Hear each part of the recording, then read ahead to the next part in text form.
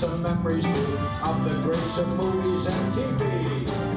If I could talk like celebrities, walk like celebrities, think, act, be a celebrity, enjoy them all with me.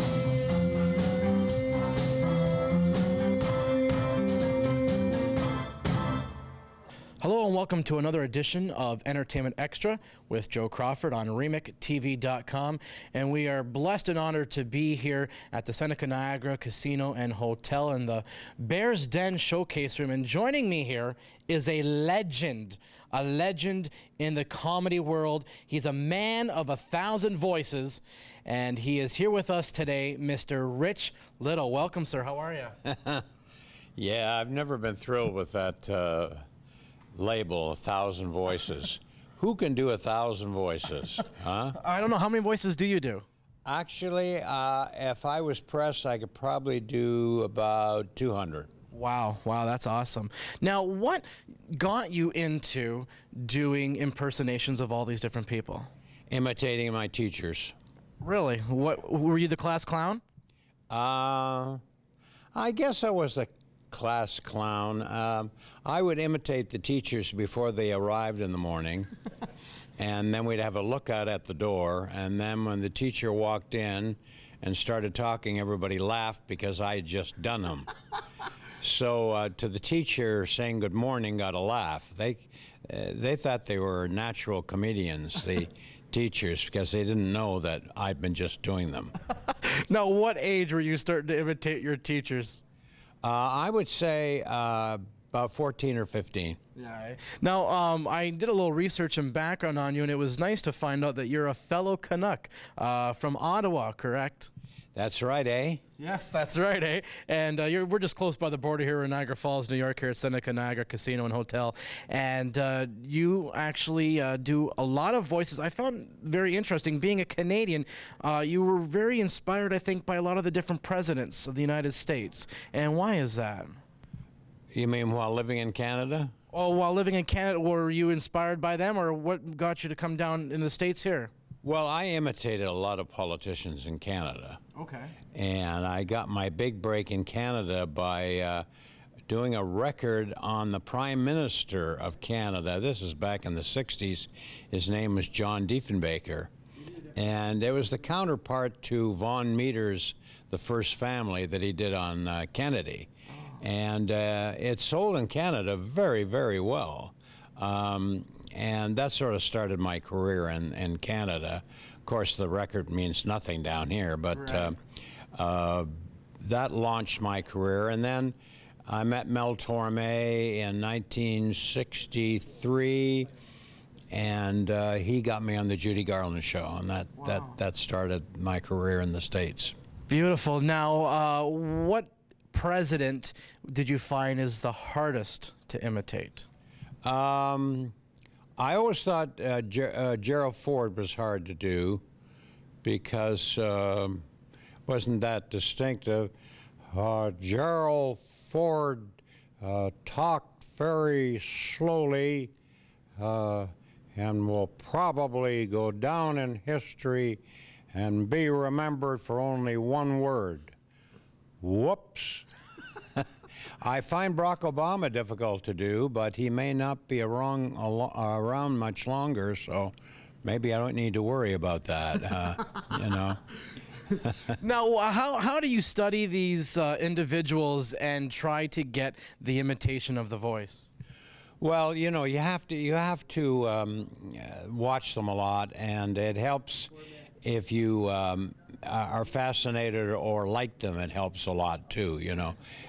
There's a lot of people I won't imitate because I'm not fans of theirs, so I wouldn't take the time. You'll never ever see me do Bill Maher, you know, or you know, there's a few people that aren't my all-time favorites, so naturally I'm not that interested in them, you know. Conan O'Brien I'll probably never do. Not that I don't like him, but you know, I don't watch his show. So, right. I mean, isn't it interesting? In the '60s, everybody rushed home to see Johnny Carson. Yeah. And, you know, if you were having dinner, you said, gosh, we got to get home. Carson's going to be on in 15 minutes. Boy, not so today. Gosh, we got to be home. Jay Leno's on in 15 minutes, you know. Exactly. No, it doesn't sound like that. Now, you do Johnny Carson as well, one of your impersonations, and you've done the Johnny Show quite a bit, and you do. I watched a little bit of it. You got the neck going and the swing and that. What was Johnny's take on doing an impersonation of him and you imitating him? Was he upset or was he thrilled or? You never know with Johnny Carson. He could turn it on, you know, and when the camera wasn't rolling, he was very quiet, not very talkative, very aloof. But boy, once he's on the air, he could be so charming, and I think he was a nice man. It was just he was a loner. Right. But kind of like David Letterman, almost, you think, like, because he is also alone. I don't know if you follow David Letterman a bit, but yeah, David Letterman is definitely a loner too. Yeah, right. Yeah, not a very outgoing guy.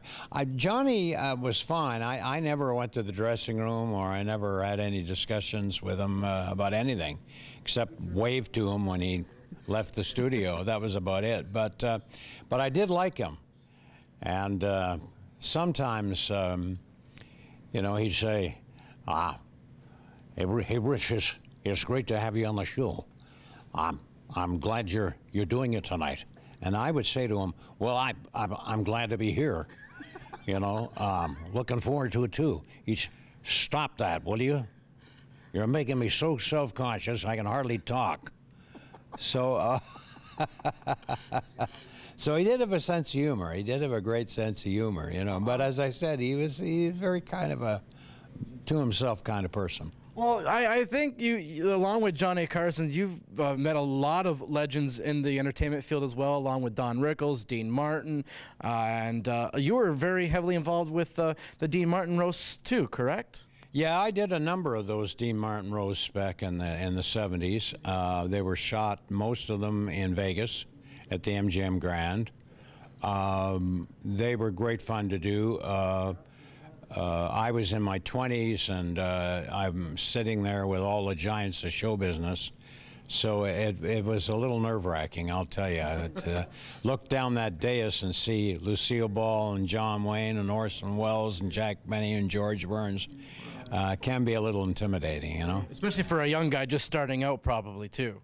But you see, the advantage that I had on that show was that I could imitate most of the people who are on the dais. Right. So you know, I'd get up and do Foster Brooks, and I'd do a little Don Rickles. Who cares? Anyway, but you know, the thing was, and I of course do Orson Welles, and he'd just sitting there, you know, and Jimmy Stewart too, and George Burns. One day George said, I don't know why I'm doing the roast. Rich does me better than I do. Next time I'm not coming. Beautiful. Well, talking about Las Vegas, with you did the Dean Martin's roast there. Moving up, you just finished doing in Las Vegas at the, where is it here? In the Jimmy Stewart and Friends. You just finished doing that. What inspired you to do Jimmy Stewart and Friends and have that in honor? Well, I'm still doing it. I'm doing it 5 nights a week at the old Hilton Hotel. Okay. It's now called the LVH. Okay. And I'm doing it Saturday through Wednesday. Okay. And I'm going to keep doing it there until I go to Broadway. Beautiful. Now, that is also going to Ohio and Kansas. You're going to be doing that in June. Yep. Check out Rich's website, richlittle.com, where Rich will be performing next. And also you're going to be in La Jolla, California. Not doing the Jimmy Stewart and Friends one. You're doing another one. But also you have, I think I heard, maybe another play you're going to be writing as well, about Ronald Reagan, I think? Well, I've always wanted to do a show on Ronald Reagan because I was very close to him. That would be a political kind of a show. Jimmy Stewart is interesting because I knew him so well, and I spent a lot of time talking with him. And so I got to know an awful lot about him. And then I told him before he passed on, I said to him one day at some event, I said, you know, Jim, I'm thinking of doing a one-man show in your life. Someday I'm going to do it. And he said, why would you want to do that? And I said, because I think it'd be an interesting show. People are fascinated with you. Look at your movie career, your war record. You'd be a great subject. Oh, Rich, I don't think that's a good idea to do that. I said, what, really?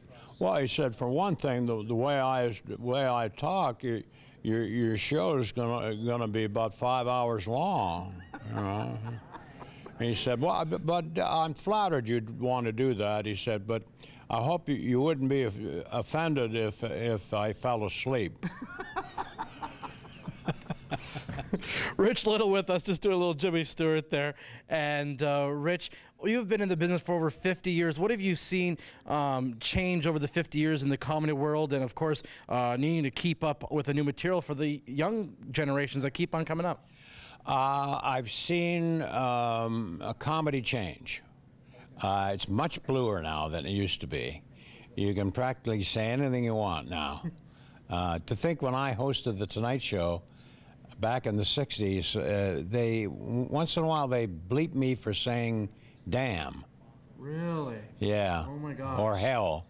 And today, oh my God, the F word seems to be every third word, you know?